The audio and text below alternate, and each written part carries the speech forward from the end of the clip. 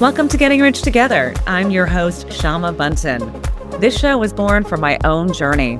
Coming out of a divorce, I reached out to 50 women to talk to them about money. 95% of them did not want to go there. That's when I realized we need spaces where wealth isn't hidden in silence, but shared in possibilities.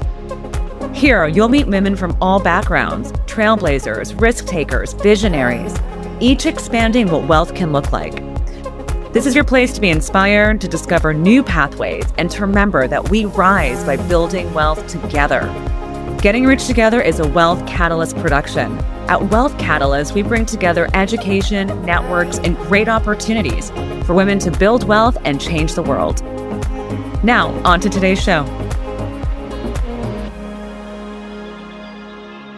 I am here today with the beautiful and incredible Nell Daly from Revenge Capital. Nell, from the first moment that I met you, I realized that you are a woman who was creating an incredible life of legacy, that you have had so many wild experiences on this planet, and that your career has really put you into rooms and spaces that have allowed you to become the disruptor that you are today. You know, ensuring that you are moving economic power, providing opportunities for underrepresented founders, and looking across sectors. The work that you're doing today with Revenge Capital is nothing short of incredible. But today, we are going to talk about not just the incredible work that you're doing now, but all of the things that have made you to this beautiful, brilliant woman that you are. Nell Daly, welcome to the show. Oh, thank you for having me. Thank you for being here. All right, let's jump right in. Take me back to a young Nell, someone between the ages of 8, 10, 12 years old. Where were you? Were you always a beautiful redhead? Were you wearing pigtails, ponytails? What was life like around you? And what was money like around you? This is a great question. And I have to say that I think I was a psychotherapist for many years before I became a venture capitalist. And during the time that I trained at NYU and in my postgraduate training, we didn't talk enough about money and how money affects people psychologically. We talked a lot about poverty, which makes sense as a social worker. And we talk about looking at someone from a holistic perspective, where they're from, the kind of neighborhood, how money contributes to either someone's well-being or the lack of mental health care that they got as a child or growing up, or where they live now and how that might affect them. But we don't really get into sort of the deeper psychology around money. And it wasn't until I started my private practice, and I've listened to 17,000 hours of people's life stories. So I have a lot of qualitative data that I can pull from, that I started really trying to unpack and understand how every single person relates differently to a dollar.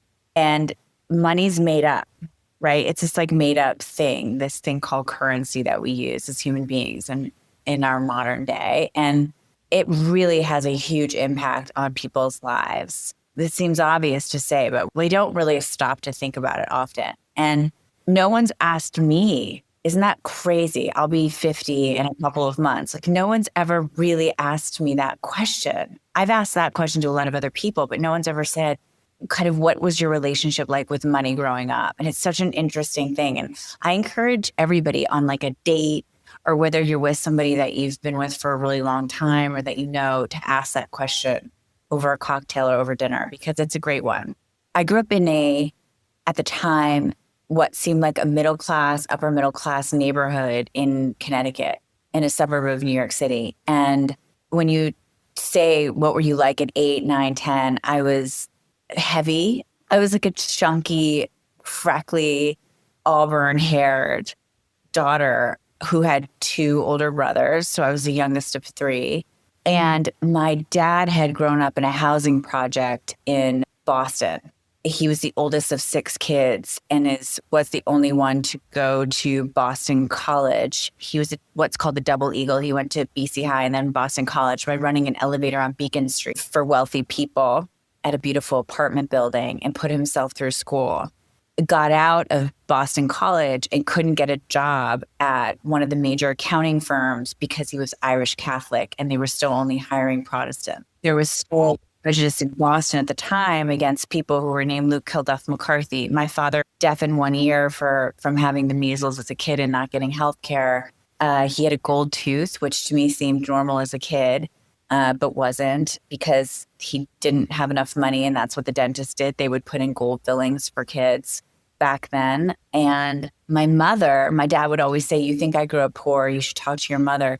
My mother was the daughter of Irish immigrants who came over through Ellis Island right at the beginning of, I think, around 1908, 1915, right after the potato famine, and left at 15, 16 years old. They didn't know each other, my grandparents. Came through Ellis Island, met in the Bronx, and my mom grew up in the South Bronx. And these are children who both my mom and dad, would sleep in beds with other siblings, kind of thing, head to toe in small apartments. And my mom graduated from high school at 16 and went directly to nursing school at St. Vincent's in New York City to pay her way eventually through college. And I just say that because I knew growing up in the neighborhood that I grew up in that there was something different. I grew up in this Connecticut town where people had inherited wealth. In the pocket that I grew up in, the town is very diverse socioeconomically, but where I grew up. So my parents skipped being middle class physically, but psychologically, they were still kids from the projects. My dad had a thick Boston accent. My mom had a thick New York accent. They were fish out of water for sure. My dad had sort of the bigger aspirations. He was more bougie. He wanted to belong to a country club. He was ashamed of his background. My mother proceeded to carve a life for herself where she didn't take very much time out to be a stay-at-home mom. She didn't enjoy going to the country club. She wanted to be a nurse. And she ended up working at Bridgeport Hospital, which is now Yale New Haven, for many, many years. And she was one of the oldest living nurses when she died on the floor there of leukemia 6 years ago now.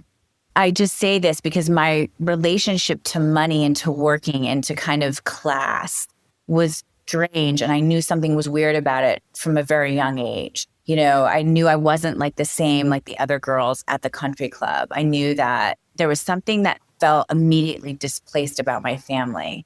I think that translated into always a certain drive to achieve, because there was always a big underlying insecurity about money, because it's very hard when you grow up poor to shake that feeling. And I also grew up, and whether this was a generational thing, which, when I talk to other people who are my age, they say that a lot of them were raised in the same way. And part of this is cultural. Like, I didn't come from an Italian family. I didn't come from a Greek family. I didn't come from a Jewish family.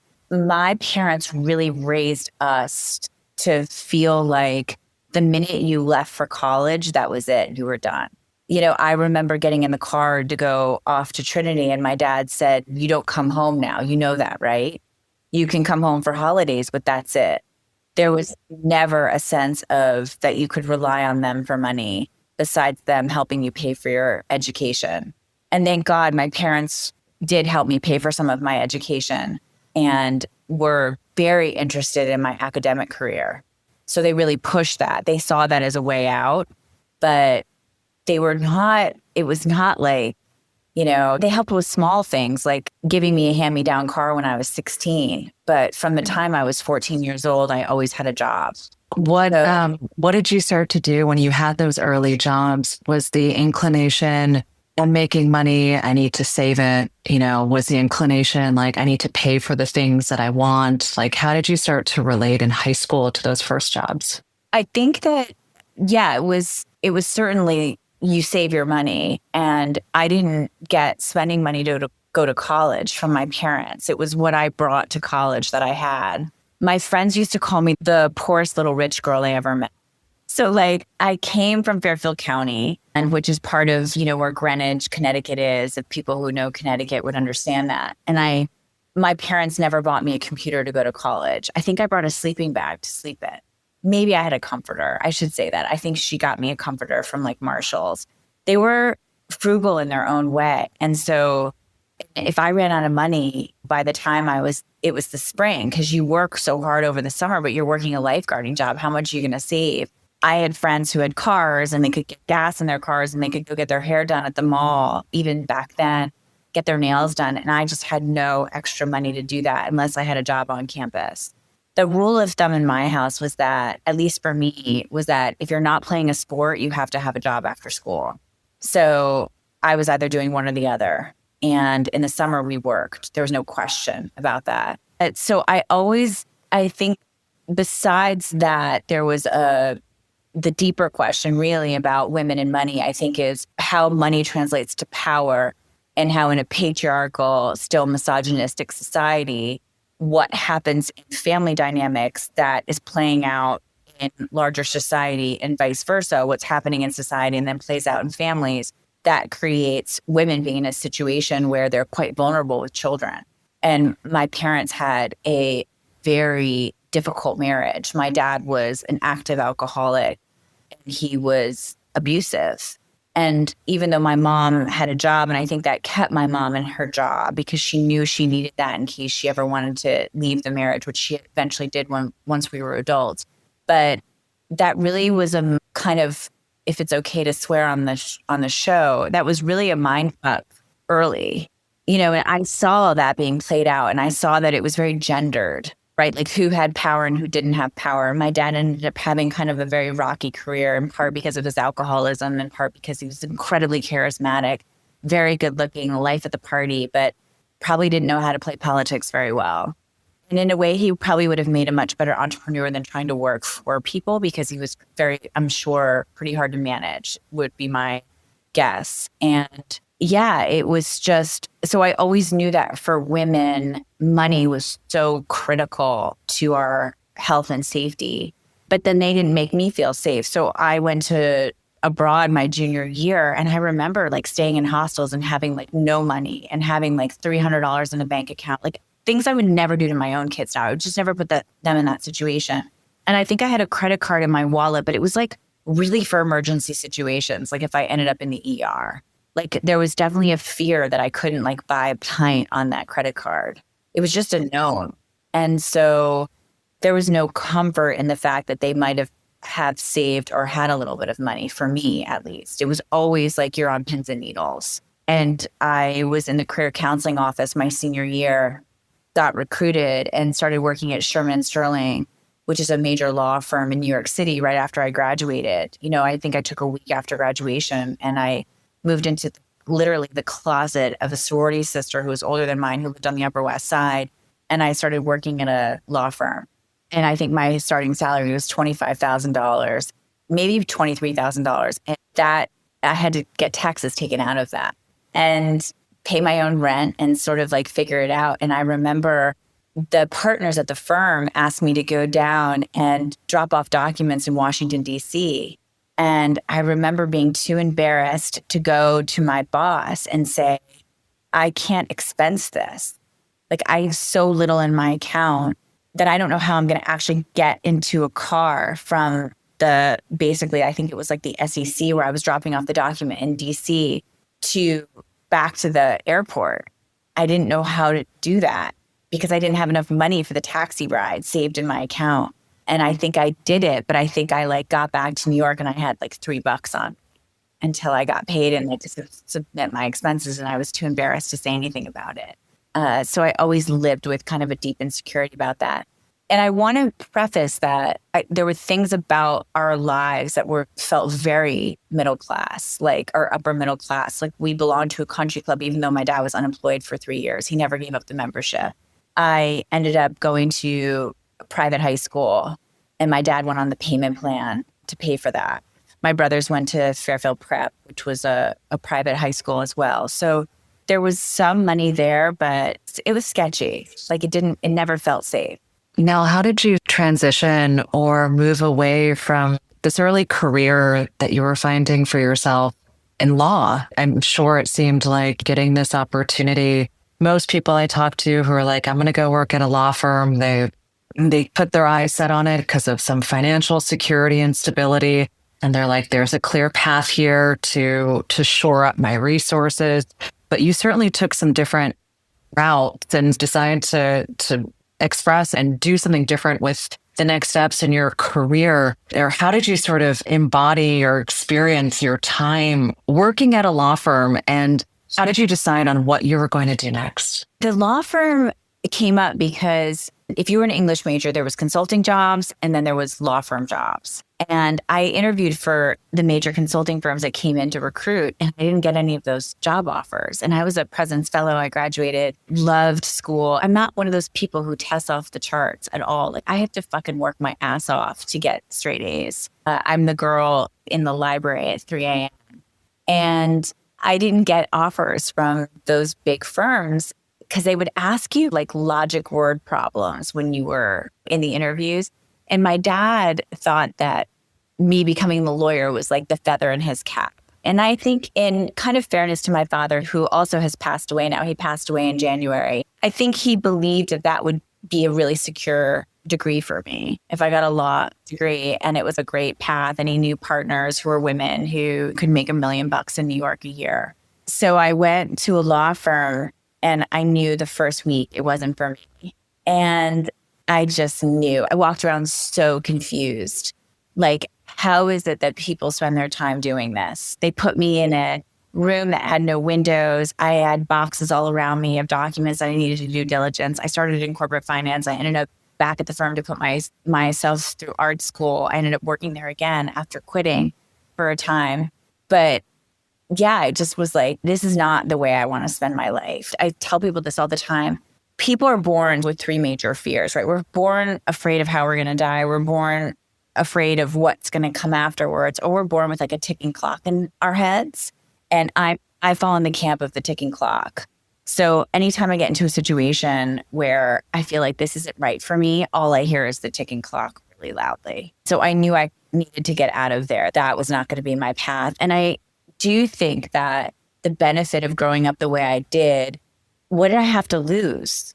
Like, I didn't have anything to lose. Like, I was already broke.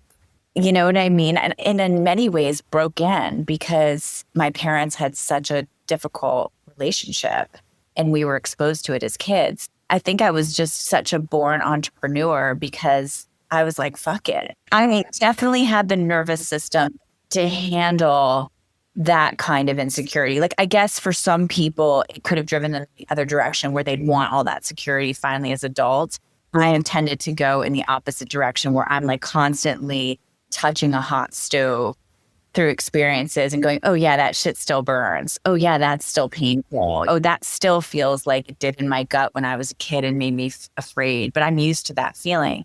The real truth of what happened too at that job was that a girlfriend of mine who I shared a locker with in high school died of carbon monoxide poisoning in Prague right after she graduated from college. We had all just graduated, and she was meeting her mom, who had just beat breast cancer in Prague, to go on a bit of a trip after she graduated from RISD. She was an artist. 3 months into the job, I get a phone call that Alicia had died in a tragic accident when she went to turn on the heat in the apartment, waiting for her mom to land. And I quit the next day. I don't even think I quit the next day. I actually think I quit that afternoon. And I was like, life is too short. Like, this isn't for me anyway. I'm out. Like, I'm out. And I called a professor of mine at Trinity, and I ended up taking a job with Trinity College out in San Francisco and waitressing for 6 months, waiting to see if I would get into any kind of graduate programs back all across the country. I applied to PhD and MFA programs all across the country, and I got my MFA at Columbia, which I only got into 2 schools. I applied to like 14 of them. We could take a road trip across the United States, and between my college applications and 2 graduate degrees, we could go to 1,000 schools I've been rejected from. So rejection doesn't really bother me, as we can tell. And I ended up at Columbia. And the funny thing about money is that I was getting a fine art degree. And I had a moment where I started at Columbia at the School of the Arts, and I took the train home to my parents and I said, listen, I think this is a bad idea. I'm never going to make any money as an artist or a writer. This is going to be a super hard path. I wasn't even in the School of Journalism. I was doing nonfiction creative writing at the School of the Arts. And I think I want to do medicine. I think I want to do my post-bac in pre-med and then go to medical school because I'll be able to support myself as a woman. And my dad said, listen, do the degree. You've never done science before. And if you hate it, then you can go back and do medicine. And I was like, all right, I guess I'll kind of like battle my way through this. And I think about this all the time. And I think we all still struggle with this, especially women. I think when we hear these impulses, there's a great writer named Elizabeth Lesser who talks about the knocking of the soul.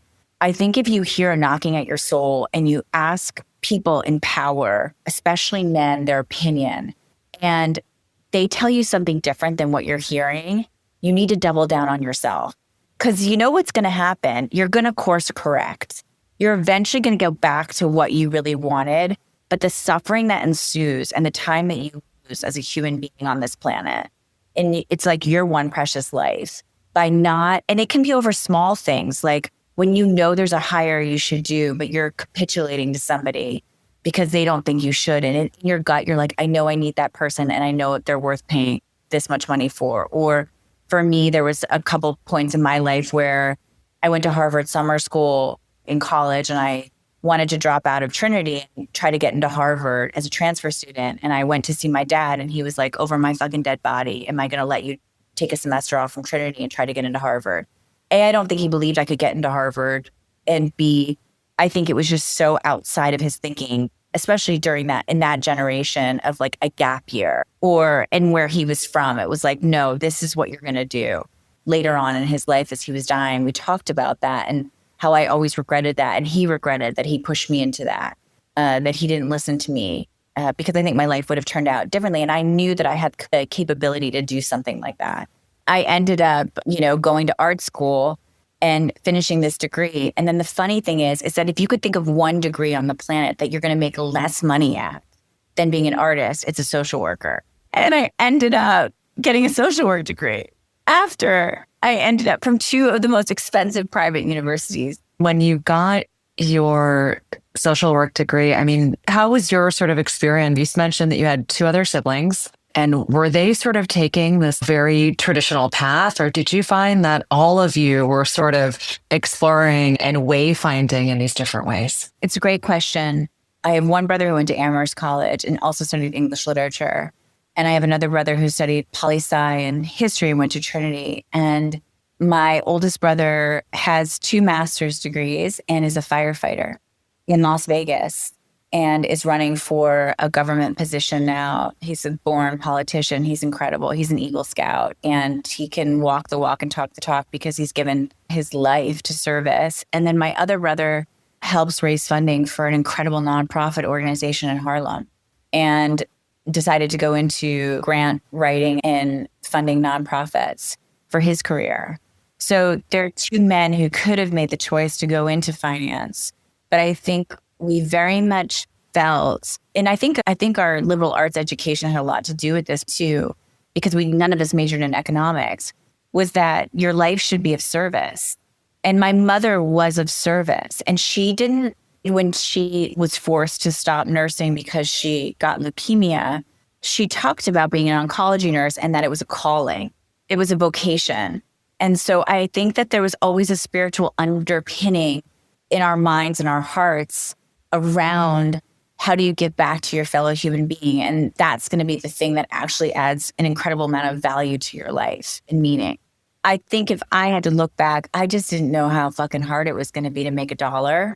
I think I was naive about putting myself into situations that were incredibly vulnerable, especially when I became a single mom with 3 kids, and how hard it was going to be to transition out of basically being in the Peace Corps. You're kind of in the Peace Corps when you're a social worker and an artist. And these were choices I made. Like I constantly made those choices and had a great private practice on Fifth Avenue, but not one that was ever going to be lucrative enough to send 3 kids to college or make sure that I lived in a school district that I felt like had good public schools for them to go to. I ended up moving back in with my mother. My parents got divorced. And I ended up moving back in with my mother after I had my 3rd child and getting divorced. And I lived with my mom up until she died, which is not the sexiest thing, by the way. P.S. Like no one sort of says like the dream is going to be your, basically smoking weed outside your childhood bedroom with 3 of your own kids and bike from when you were 6, in the garage. And there's like a whole host of family pictures shoved in a closet and you're still using the same towels that you had when you were 10. It was really like I was back in it. But doing what I love to do every single day was always so much more important to me than anything else. And being a mother of 3, that's just what drives you. You just have to be responsible. I don't get to take a day off. I never had a maternity leave. I always tell people, like, when do I get to fall apart? Like, when does that happen? After they go to college? But now kids like really don't go to college and stay in college. They come back, not because they have to, because they want to. I would want to too. And by the way, I wanted to with my mom. Like, I'm very good friends with my first husband. I'm still great friends with him. It wasn't always easy, but we're good friends now. But I really loved being with my mom. In Irish American culture in Connecticut, it's not cool. Like other families, they have that kind of family maternal system where it's like no one would care if you're living with your mom or your kids are growing up with their grandmother in the home. But that's not sort of the culture or class I come from. So it was definitely an odd choice. How did you sort of end up having this private practice and then also finding yourself on TV? When I think of your career, I feel like I can see like these different parts of your soul that are like expressing themselves in these different ways throughout different times of your career path. But what was that sort of decision like, and holding the duality of those two practices? So the TV thing, it happened very organically for me. I had all 3 of my kids living in the West Village, which was just a really beautiful time of my life. I was married for 12 years and we lived in the West Village for a big chunk of that. And it was beautiful. It was like just such a beautiful life. I work now basically a block from where I had all the kids in Meatpacking District. That's where my office is. And I chose that on purpose because that really feels like my home as an adult. And when you live in the West Village, you hang out a lot in Baker Street Park and your kids go to nursery school down the street. And a lot of the women I knew either were in PR or they were in fashion, or especially my generation, these are the careers we were pushed into, or they were in television, they were producers. And so one would say like, hey, Nell, could you just do a stint on the Tyra show? And then that would lead to one of them jumping over to Entertainment Tonight. Can you do something on Entertainment Tonight? I became this social and political commentator, and I've always felt incredibly comfortable speaking in front of large audiences. Like, that's easy for me. I don't get nervous doing that. I don't actually get nervous very often. Honestly don't feel that feeling. But yeah, I just started doing television, and Fox was the network that kept calling back the most, which was really interesting. As a therapist, you're a very moderate person in a lot of ways because you fight for social justice. We have to sign actually an oath as social workers in the United States. There's licensing around what our job requires, and our job requires beyond doing clinical diagnosis for people.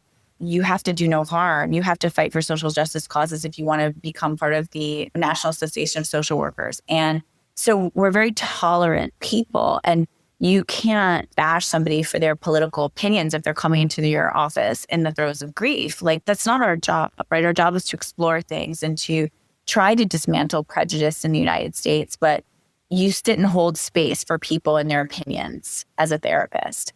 And so for me, it didn't bother me being on Fox because I also was trained through my education at Columbia and at Trinity to report on the facts, kind of like a BBC journalist would. I didn't ever want to consider myself like a talking head. I just wanted to talk about a case. And so I would really give my own kind of personal opinion, which is what they want you to do more on cable news than what I was probably comfortable with at the time. The issue is the tickers at the bottom. If they say anything inflammatory, which they're trying to drive ratings generally does. And so I ended up getting quite a few death threats from being on Fox, and the phone would be on the desk and I'd finish and then it would just start to ring. And because I was definitely reporting on stories that were trigger issues for a lot of people. For example, the transgender community, which now with the second Trump election and presidency has become a major trigger point for people. So anything around gay rights, women's rights, civil rights, mental health, sexual rights, abortion rights, they were asking me to comment on. So I had to take a step away from that because I had the 3 kids. My mom was dying of cancer. So I stepped back from television at that point. And I think now I can go back to it. I'm looking forward to it. I've started to do a little bit of stuff again. It was just really painful to work so hard at my career and to work so hard through my education to get to that point, only to be shut down through threats of violence. And it happens to a lot of female journalists and reporters, and it happens to a lot of women in sectors that our voices are deemed very threatening. So then, of course, as I do touch the stove, I ended up going into venture, which is totally male dominated. I did ayahuasca before. Doing ayahuasca was cool because we were studying it through Johns Hopkins and Harvard, and people were starting to look at it for therapeutic reasons. So I got talked into doing it by a colleague, and I've done it a couple of times. And I did eat a party once. I did mushrooms way back, actually, when I was doing film school at Harvard. But I've never done cocaine. I've never done heroin. No one needs to see Nell on cocaine. Like, Nell's enough as she is. That is not fair for me to do the world. I'm like Nelling out all over the place anyway. And so what I do, I make that reference because it's like going into venture is like, oh, well, I've already done cocaine. Might as well just do heroin. Like, might as well pick something very, very fucking hard and just go there. Pause for a second. If you're not already on the Wealth Catalyst Substack, you are missing out. Over 20,000 people have subscribed, and they are diving into stories, strategies, and money expanders you won't find anywhere else. Join us today and keep fueling your wealth journey. Check out the link in the show notes. Now back to the show. What was but like, how did the world, because at this point, your world doesn't seem to be filled with venture capitalists and investment bankers, entrepreneurs, and this economic ecosystem that you really jumped right into. How did that industry lure you in? And it certainly has really been such a big part of now how you then have created a lot of change and how you're looking to shift and move things. But how did you start to get into this world of venture? It's so interesting because when people ask me this question, they're like, what is this career? And for me, the through line's so obvious. And I'm always so surprised that it's not obvious to everybody else. So we look at the statistics around how many women get funded. And then you take me, who's a woman who, on a personal level, has grown up in a home where she saw crazy behavior because of power dynamics that certainly had to do with money because mom didn't feel like she could leave. Then I go into private practice. I'm treating patients who come in, they're New Yorkers with or they're transplants. They come in with all kinds of anxiety and hangups over money, how their career is going, women who can't leave relationships. Everyone who's ever been a New Yorker and moved there without a fucking trust fund cohabitates with somebody that they shouldn't be because they're saving on rent and feels like they can't leave, right? Like, we all done that. Like, we make decisions because we don't have our own autonomy. We don't have economic freedom. Women become massively vulnerable, and men as well. When you're underutilized in your job, when you aren't being given opportunities, when you're not allowed to live out your dreams. Let's just talk about like the spiritual idea of living out your dream. Like, that's the America I drank the Kool-Aid of when I was a kid reading, the Declaration of Independence. Like, I fucking ate that shit up. I'm from an Irish immigrant family. I bought into the American dream, hook, line, and sinker. I'm a double major. I'm an English major, a history major, and an African-American literature minor. My undergraduate thesis was comparing the Irish Renaissance to the Harlem Renaissance. Like, I've studied language and dialect and how powerful that can be to fight oppression. And so for me, the through line was always like, okay, something's kind of fucked here in the system. I'm treating the symptoms every single day in my private practice. How do I start to treat the root causes? And unfortunately, like, the dirty word is money. And then how do I create political change? And I quickly realized that I needed to help people make money who felt aligned with me. And I'm not talking about their politics. You could be the most conservative Republican. If you're a founder, I'll see you. I'm not a conservative Republican. I consider myself very moderate in terms of where I sit politically, like right in the middle. I'm a journalist. Like, at heart, right? We're like that. I'm a therapist at heart. We're like that.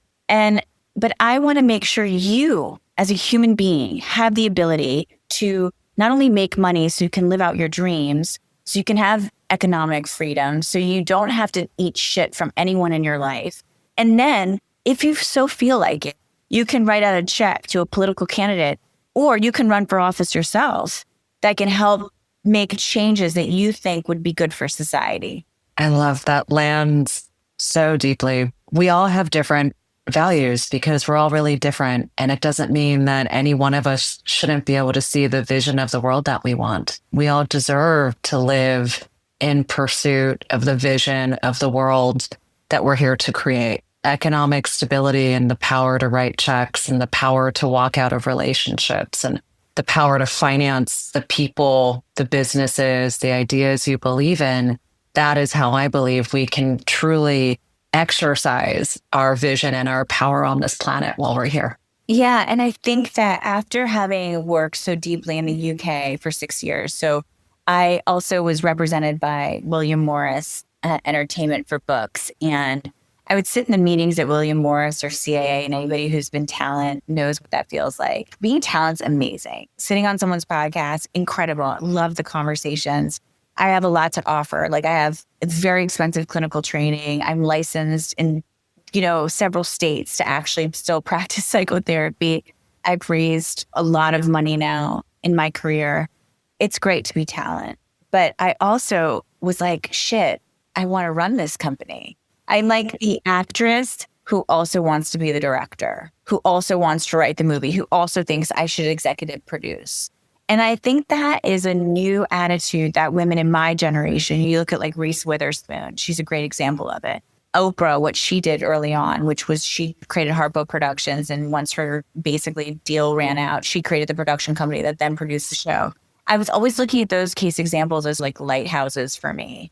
And I think also women in my generation who are especially later stage Gen Xers fall in this really strange gap where we're not millennials, so we can't be totally millennial, but we're not really Gen Xers. There's like a group of us. And I think that's why our divorce rate is also really high.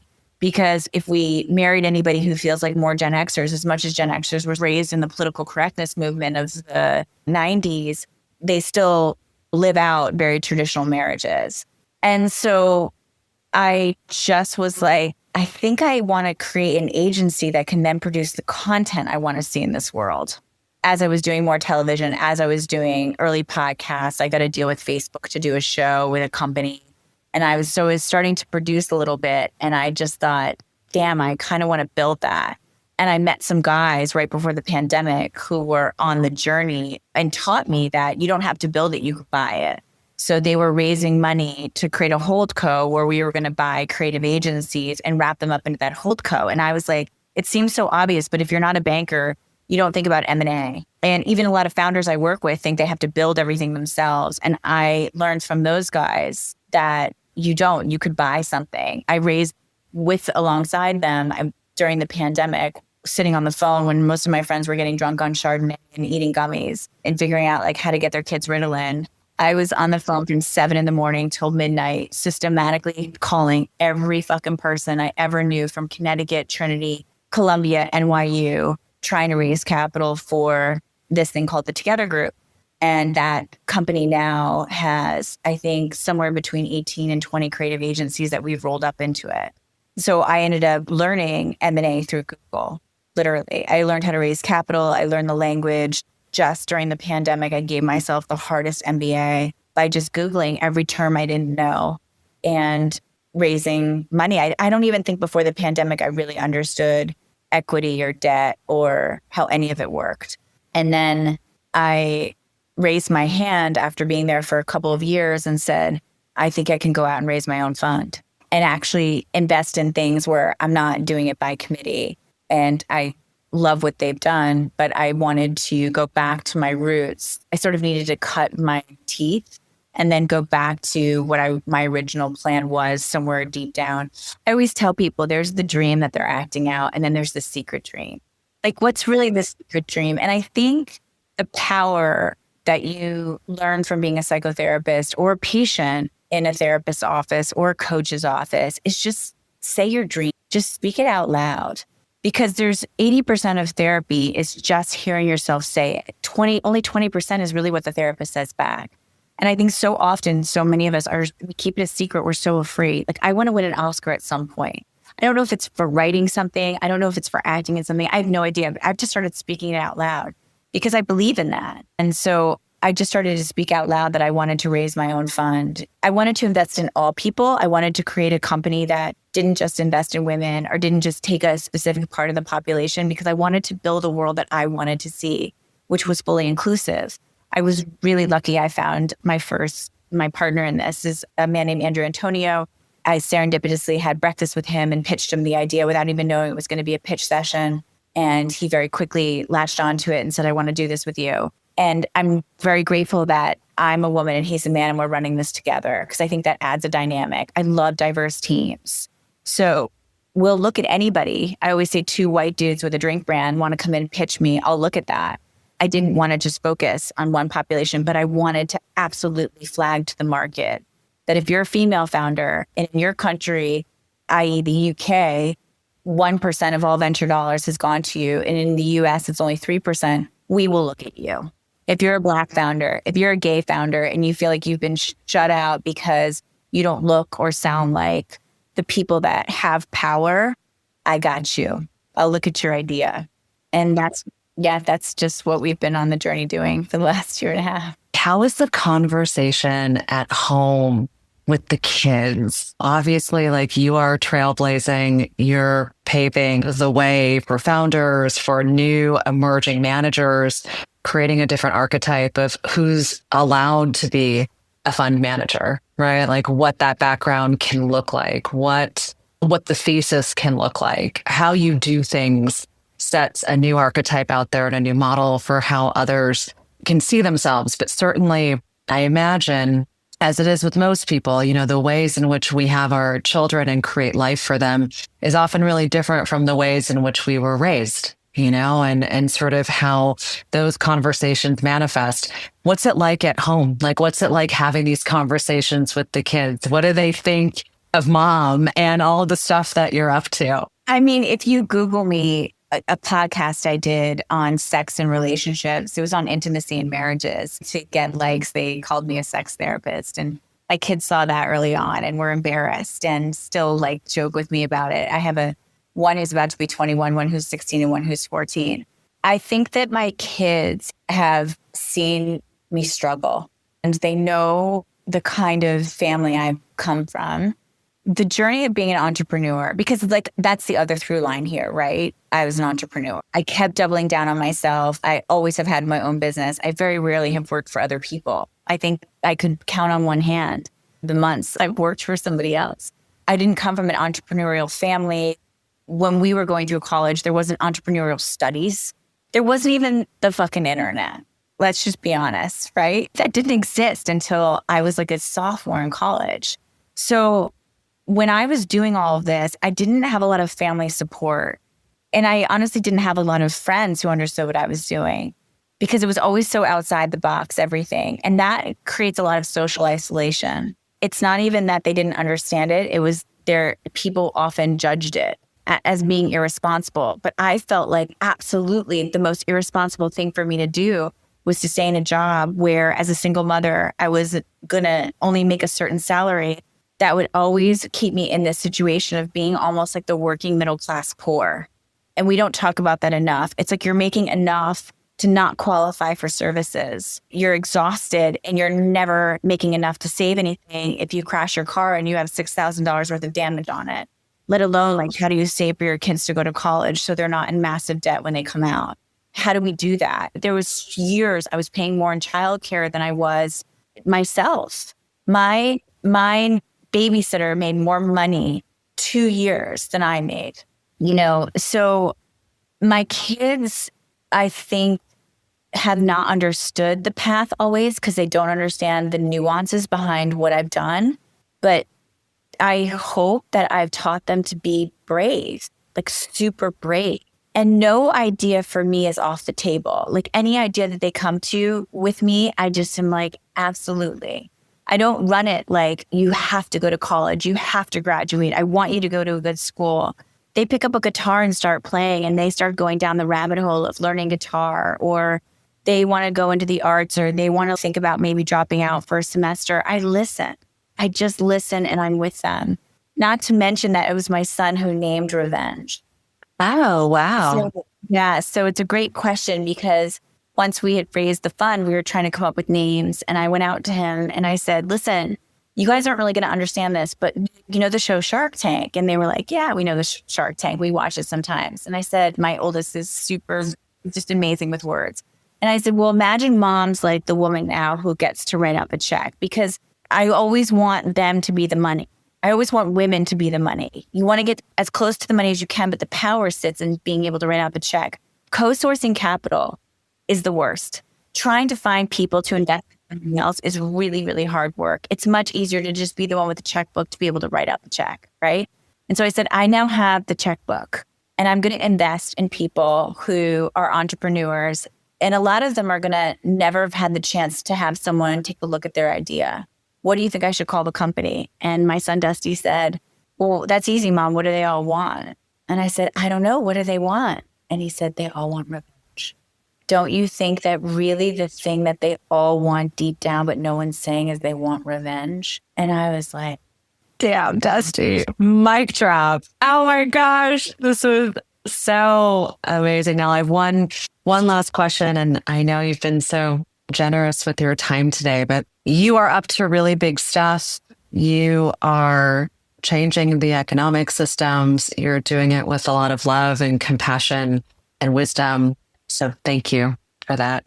As you are sort of building right now, what are you calling in? What is it that the audience can do to support you? And what do you need right now? I think on a practical level, we need to see deal flow outside of how we normally get deal flow. I think probably a good venture capitalist is embedded or has people embedded in all kinds of communities and cultures and subcultures all around the world. And so I just want to make friends and network. I'm very extroverted with people from all over. And so that's what I'm calling in. I'm calling in the person from Kansas. I'm calling in the person from Nigeria. I'm calling in the entrepreneur from Sweden. And to really form bonds with people from other places who then say to me, you should talk to so-and-so. We have some venture scouts that we've started to work with. So that's been really fun. I think I need that. I also think I need to keep getting the message out there that when I want to resonate about my own story, or one of the things I want to resonate, is that anyone who tells you you can't do something, unless it's something that's going to harm somebody else, is BS. So, for example, when patients used to come to me and say, I want to do this thing, but it's totally outside of what I've been trained to do, I would always say to them, well, if trying it isn't going to cause someone to die on the table, why not try it? Meaning you can't be a brain surgeon overnight. You kill somebody, but you can do so many of the things that we're told you can't do. I don't understand a world in which we live, especially in America, because again, working with British companies, Americans are lucky because it's kind of in our blood. It's almost like a birthright. It's almost like they give us something in the hospital from the minute we come out, where we have this incredible belief, despite how you feel about the political climate now, which is difficult, a belief in ourselves, a belief in like the nation, a belief in the ability to create and innovate. Other countries, even European ones, don't have that. They don't have that enthusiasm. They don't have that optimism. And so I just want to encourage people to tell my story, because there's value of changing your career mid-path. There's value in, I look at things completely differently than somebody who went from investment banking to private equity to venture. With that all being said, we need more women later in the food chain. We need more women writing the checks, and we need more women later stage private equity. And we need to create cultures at those places where those women want to stay and work there.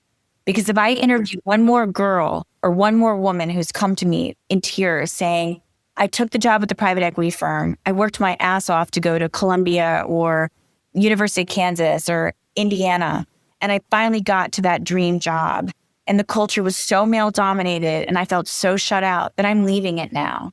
That is heartbreaking because all I see is that girl drinking Starbucks at midnight, studying for her exams, doing everything right, only to get to a place where she doesn't feel welcomed, but she's super talented. We need allyship, right? We need other men and people in power standing up and creating systematic change within organizations, within communities, within culture that make us feel like we all belong. I don't understand a world that would want to make it exclusive because innovation and power comes from thousands of ideas being tossed out on the table. Literally makes no sense to me, except it comes from this idea that some of us can hoard power and some of us know how to share it. So that's my jam. Beautiful. Yeah, well said. Now, thank you for an explosive interview, for sharing your story, for being so vulnerable and open. You know, our infallibility is in our vulnerability. And there's something really incredible about sharing and inspiring others to double down on themselves and live those secret dreams and speak them into fruition. Thank you so much for being here today on Getting Rich Together. Thank you for giving me a platform. Thank you for the work that you do. It's huge to give each other platforms to talk about this kind of stuff and be truthful. So I really appreciate it. Thank you so much for having me today. Thanks for tuning in to this episode of Getting Rich Together. My hope is that you leave every episode feeling more inspired, more powerful, and more connected. Until next time, remember, you have everything it takes to create wealth on your terms.